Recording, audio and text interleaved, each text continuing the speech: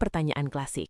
Aman atau tidak menyumbang ke jalur nonformal seperti influencer atau komunitas yang belum terdaftar resmi? Iya, itu dilemanya. Di satu sisi, kita ingin bantuan cepat sampai. Di sisi lain, kita khawatir soal transparansi. Kita bahas pronya dulu. Kenapa jalur tak terdaftar ini sangat populer saat bencana? Pro yang pertama, kecepatan respon. Lembaga resmi itu harus patuh pada prosedur. Mencairkan dana itu perlu waktu. Sementara komunitas lokal, begitu dana masuk, mereka bisa langsung beli nasi bungkus, sewa mobil, dan berangkat ke lokasi yang paling terisolir. Mereka punya agilitas yang tinggi. Saya setuju. Dan ada faktor kedekatan emosional. Kalau kita donasi ke relawan lokal, mereka live report di Instagram. Kita melihat langsung wajah korbannya. Itu terasa lebih personal dan transparan, meskipun secara legalitas mungkin tidak. Tapi, disinilah letak bahaya yang harus kita bahas. Kontranya. Kontra yang paling utama adalah transparansi keuangan yang kabur. Host B, bayangkan ini. Donasi masuk ke rekening pribadi. Tidak ada auditor yang bisa memisahkan mana uang donasi untuk korban longsor dan mana uang pribadi si penggalang dana. Itu sudah sering terjadi.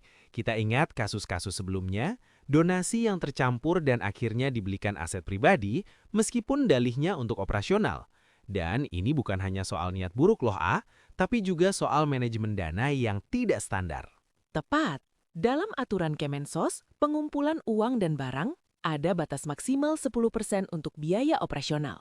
Kalau tidak terdaftar, siapa yang mengawasi jika mereka mengambil 30% atau 50% untuk biaya bensin atau akomodasi relawan? Itu jadi potongan yang tidak terstandar. Selain uang, ada masalah logistik. Banyak komunitas datang tanpa koordinasi dengan BPBD. Akhirnya, bantuan menumpuk di posko utama yang mudah dijangkau. Sementara desa-desa di lereng yang aksesnya sulit malah kelaparan atau kedinginan. Jadi, bantuan jadi tidak merata. Dan kita harus belajar dari preseden. Kita tidak hanya bicara soal individu nakal tapi bahkan kasus besar seperti ACT mengajarkan kita, lembaga resmi pun bisa menyeleweng. Apalagi inisiatif yang tidak terdaftar, tidak ada payung hukum, dan tidak diaudit. Resiko penipuan scam lewat QRIS palsu atau poster fiktif pun meningkat drastis. Jadi, kalau begitu, apa rekomendasi kita untuk pendengar? Kita tetap ingin berdonasi, tapi aman. 3 poin penting. Pertama, prioritaskan lembaga yang jelas memiliki izin PUB dari Kemensos. Kedua, jika ingin menyumbang ke komunitas lokal karena alasan kecepatan, pastikan mereka bekerja